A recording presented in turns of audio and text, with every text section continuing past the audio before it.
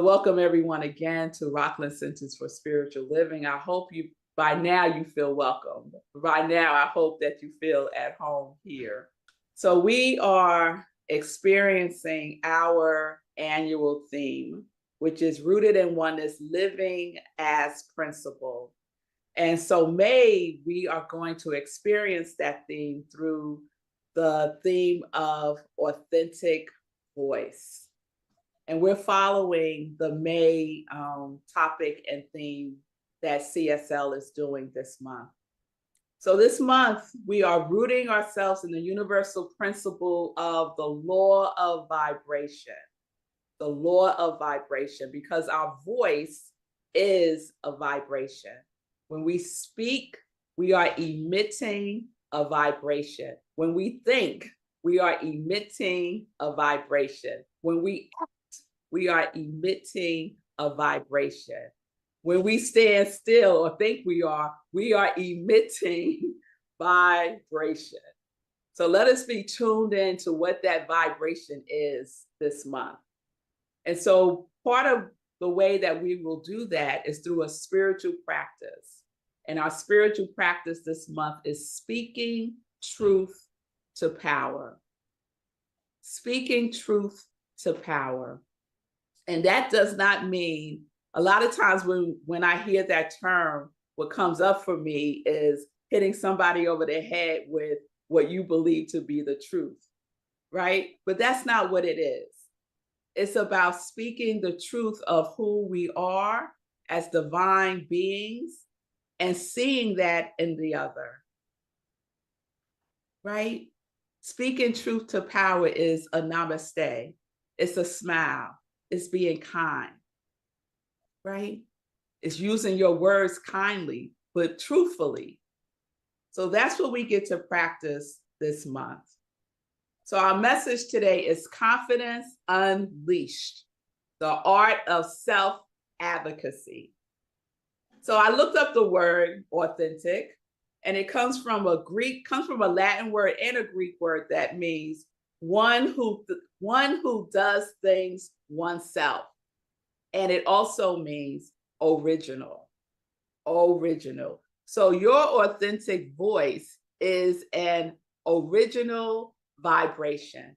There is no other voice in the universe like your voice. It is unique.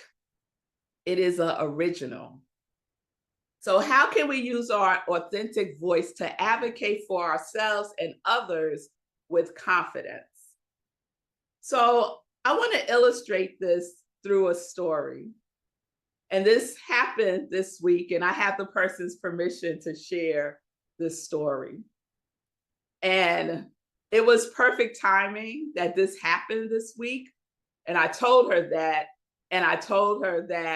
the synchronicity of what occurred is the perfect demonstration of being in our authentic voice and stepping into the opportunity to unleash our confidence.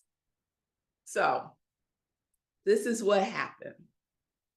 So most of you know that another component of my ministry of joy is spiritual life coaching. And this year I started doing group spiritual life coaching, thanks to the encouragement of Fee King. And that's how we get to be in community, right? By supporting and encouraging each other. So I started doing spiritual life coaching as a group, and we have an amazing group of divine humans who are sharing their path with each other. And I am so blessed to be their guide. So at our session this week, someone was sharing a challenge they were having. And so other people in the group were sharing suggestions with the person and exploring things that they could try to overcome the challenge. So during this exchange, I kept hearing like a distorted sound through someone's Zoom. And so I asked the person to mute themselves. So a few minutes later, the person that I asked to mute disappeared. I didn't see her on the screen. She had turned off her video. So I figured that maybe the connection was really bad. Maybe, she's being disconnected and coming back in. But, I didn't really think too much of it. I was just hoping that whatever her Zoom issues or connectivity issues were, they will be resolved and she can continue with us for that session. So we kept it moving. The next day, I received an email from this person that I asked to mute. And like I said, she gave me permission to share this. But I want you to put yourself in her shoes just for a moment and see if you see yourself in this situation. So this was her email. She says, I want to apologize for cross-talking at class the other night. She was speaking and we were trying to help her figure out what she could do. I was about to make a suggestion, but I couldn't because you asked me to mute myself. I felt very ashamed of myself, not realizing that I was interrupting, as much as feeling excited to share that I listened to sip when I walk. My ego got wounded, and then I spiraled back to my childhood when I really needed to talk to my mother. But I was told if I didn't have anything nice to say, don't say anything at all. She wrote, you didn't say that, of course, but this is what came up for her, right? So that's the story behind me walking away from the phone during class, she shares. I felt too ashamed for speaking out of turn. So after I read this email, and I read it a couple of times, because I was like, first I was like, what? what are you talking about? What? Right? And I had to think back to that day, and it was just yesterday. And I said to myself, oh my goodness, let me call her. So I called her right away because I wanted to get some clarity, right? And this is a demonstration of everybody could be in the same place, listening to the same things, and have a totally different experience, right? And we'll get to why that is in a moment. So I called her right away to get clarity because what she perceived was not reality. It was not reality. I explained to her that I could hear, and the only thing I could hear was a distorted sound because of the connection. And that was the reason why I asked her to mute. But something else happened for her in that situation. She said her ego got wounded and she spiraled back to her childhood at times when she really needed to talk to her mother and couldn't, because she was conditioned not to say anything if she didn't have anything nice to say. So here we are, present time, and she is way back when she was a little girl, spiraling, right? Many of us, I know I was taught that you speak when you are spoken to. Was that just my household? Okay, all right. You keep the peace, you don't rock the boat, and you do whatever it is that you need to do to fit in, right? Don't cause no scenes by opening up your mouth and saying anything. So these learned silences are barriers that dim our light, and they can crush our confidence and our courage. But the truth will always find a way. The truth will always find a way. It doesn't matter if it takes 10 years, 20 years, 30 years, 40 years, 50 years. It doesn't matter. Truth will always find a way because the universe wants to express through us because her voice is an original vibration. So this past hurt kept her from speaking her truth, and it kept her from expressing her authentic voice. And it was up for her now to heal. What happened was not a coincidence, was not an accident. It was an opportunity for her to heal. And it was an opportunity for her to unleash her confidence by owning her voice. I imagine that throughout her life, she's had experiences of her voice being distorted by people not understanding what she is saying, not understanding her heart. And so now we got this technology called Zoom because everything is a resource. Everything is a resource. And so Zoom is playing its part by creating this distortion that triggered this feeling of being unheard that spiraled her back. But what did she do? What did she do? She said her ego got wounded. But what did she do? She wrote me an email. She wrote me an email. And she wrote that email from the essence of who she is, not from her ego. She wrote it from the essence of who she is. So there's a difference between asserting our voice from our ego and asserting our voice from the essence of who we are. Because the ego always seeks to be right, but essence seeks to be real. The ego speaks to be heard, but the essence speaks to be known. All of us want to be known. The ego reacts, but the essence responds from grounded awareness. Essence is authentic. So guess what her qualities are for this year? So many of you are participating in my qualities of the year, where we commit to a quality that we want to embody more fully. One of her qualities for this year is bravery. Bravery. It was brave for her to write that email to me.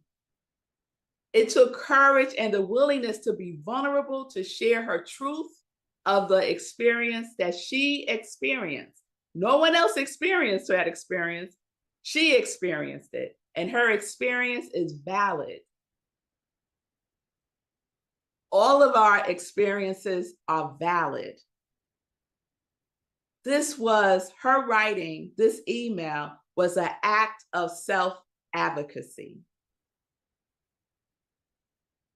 The essence of who she is guided and supported her.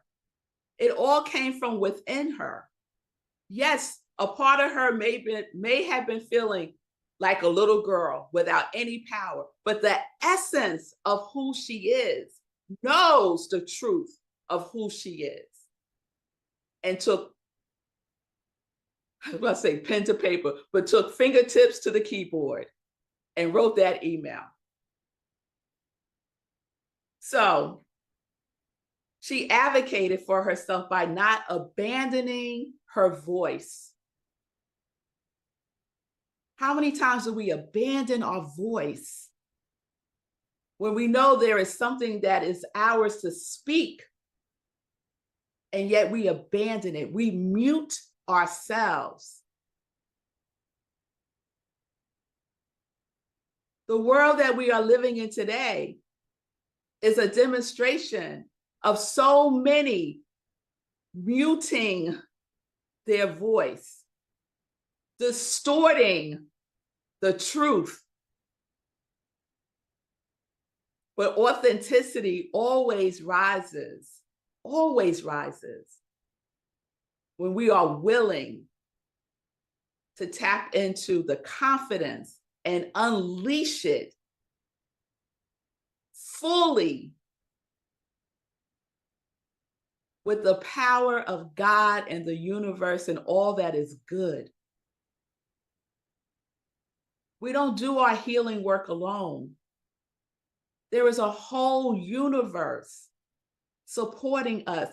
Do we recognize all of the things that had to happen in order for that to happen for her? All of the things. And I'm not just talking about on that day. I'm talking about from the time that we took our first breath.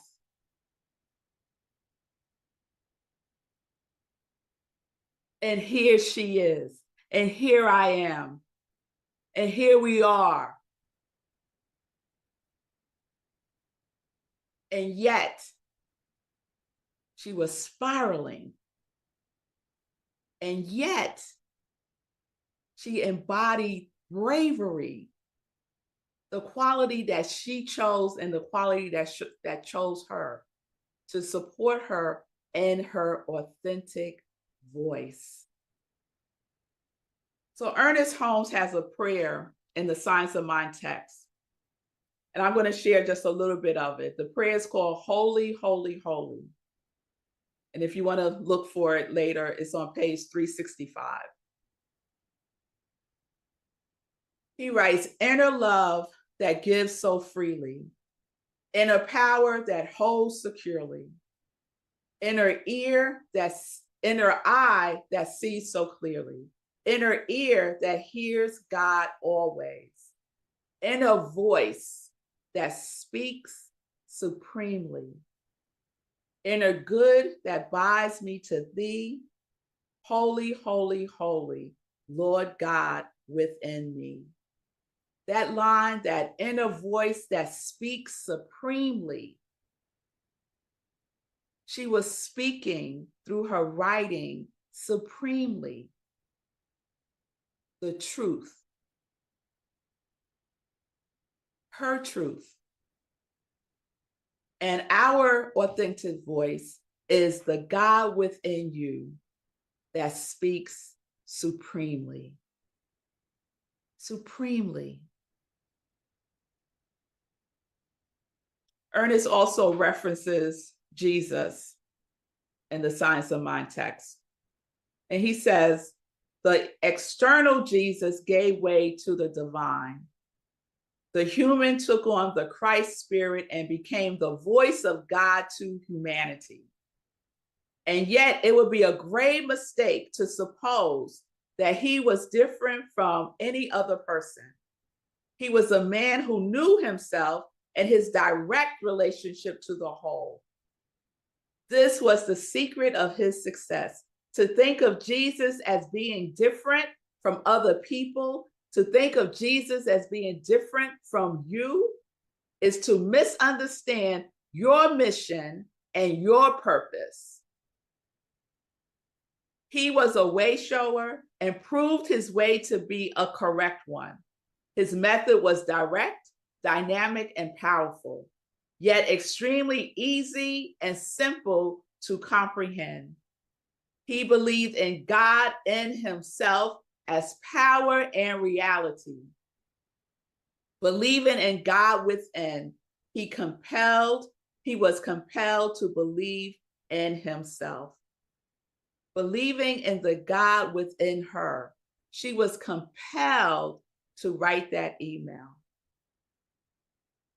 She was compelled to step into the mission of her life through the essence of the bravery and the courage that she was willing to unleash in that moment as a demonstration of the power of self-advocacy. Because you understand, when she was a child, it was difficult. Like with most of us, it's difficult as children to advocate for ourselves. But that desire doesn't go away. It just gets muted until divine right order shows up, distorts Zoom, and creates an opportunity for her authentic voice to be heard.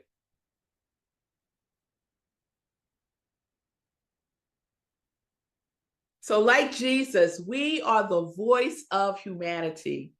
Be compelled to believe in yourself, the God in, through, and as you. Are you compelled? Are you compelled to believe in yourself? Are you willing to speak from essence and not ego? Are you compelled to unmute your voice and speak with the authority of the one who has the confidence in knowing the truth of who and whose they are? Are you willing to give voice to love, or are you giving voice to fear? Are you compelled to confidently unleash the authenticity of your mission and purpose in this life now by speaking truth to power? Ernest said we must continually remind ourselves of the power of the word and our ability to use it. The Bible puts it this way: in the beginning was the Word, and the Word was with God, and the Word was God. In the beginning was our Word. The God in me, the God in her. And so we get to authentically express our voice, because there is no other voice like mine. There's no other voice like hers. There's no other voice like yours. We are originals. And I know that the same word that was within Jesus is within each and every one of us. The word is with you as well, because God as you, God in you, God through you is the word. Your voice is a channel for the infinite. When you speak from your authentic self, you are not sharing thoughts, you are expressing the divine that you are. Your voice is not separate from your spiritual nature. It is an extension of it. Speaking authentically is a way of aligning with principle. So say it like you mean it. Say it like you mean it. Put some in it. Yes. Be your authentic self. Remember that you are an original. No other. Can you just imagine? There's no other vibration like you. Oh my goodness, that just makes me so happy. No other vibration like you. So what do you have to say? What do you have to say possibly to that little girl, that little boy, that little one within you that was muted? But now, standing in the essence of who you are, you speak truth to power. It is your divine right.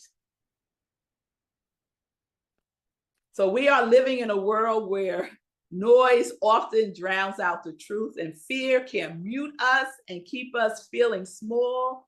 But know this, and I keep saying this, and I will continue to say it: we are the 1 in 10. We know. Act like we know. Speak like we know, because we know.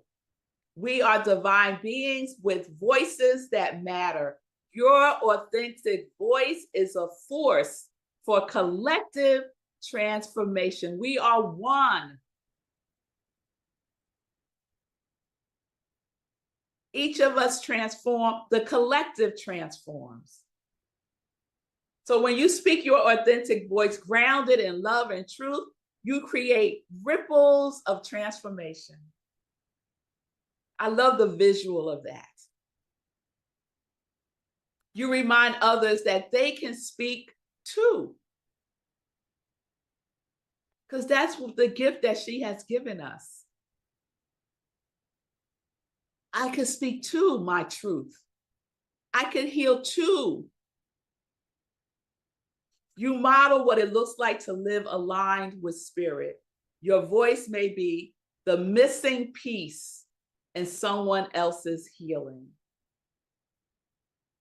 So it may be the key to unlocking greater connection in your relationships, in your community, and in the world. Your authentic voice is the voice of God. Your hands are the hands of God. Your feet are the feet of God. Your whole body is the body of God. So the voice of peace, the voice of justice, the voice of truth, the voice of love, the voice of oneness is your voice. It's your voice. And it is authentic and it is original. So confidently unleash the inner voice that speaks supremely as you. And I know you're here talking to. You're here. But how long are you going to act like you don't hear it? Now is the time to wake up and be aware and to speak it and to speak it. So we're going to get some practice this month. Here's your love work. Because speaking up is more than a communication skill. It's a spiritual practice. It's how we honor the divine spark within us. It's how we embody our wholeness and help shape a world that is rooted in justice and oneness and love and peace and truth and joy and harmony and all the things that we speak about. So one, here's a journal prompt for you. What are the beliefs, fears, or patterns that have muted you? What are the beliefs, fears, or patterns that have muted you? It's time to name them, not to dwell on it, but to name it so you can dissolve it and heal it in the light of truth. What are the beliefs, fears, or patterns that have muted you? Name it. Dissolve it in the light of truth. And here's the second one. Practice confidence unleashed. So how are you going to do this? In the group spiritual life coaching on this past Wednesday, we all became our own hype person, right?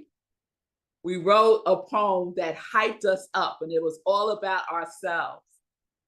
And so the work is to say that poem every single day, to be your own hype person. That's how we unleash our greatness. And we could hear our own authentic voice speaking it to us. So that's the invitation for you to write a poem. It does not have to rhyme. You don't even have to call it a poem if that's triggering for you. But write as your own hype person. You can embody Flavor Flav, embody Flavor Flav, right? Come with that energy. Be your own hype person. And you're going to say it every single day, looking yourself in the mirror. So those are your two things for this month. Your journal prompt. What are the beliefs, fears, or patterns that you have muted? Name them. Don't dwell on it. Dissolve it in the light of truth. And then we're going to practice confidence unleashed by being our own hype person. Everybody got that? All right. All right. So I am excited. I am excited for this month. And if anything comes up for folks that you need support in, please reach out. We are in community. We are in community. So let us do that for each other. Please reach out. And so it is. And so it is. Amen.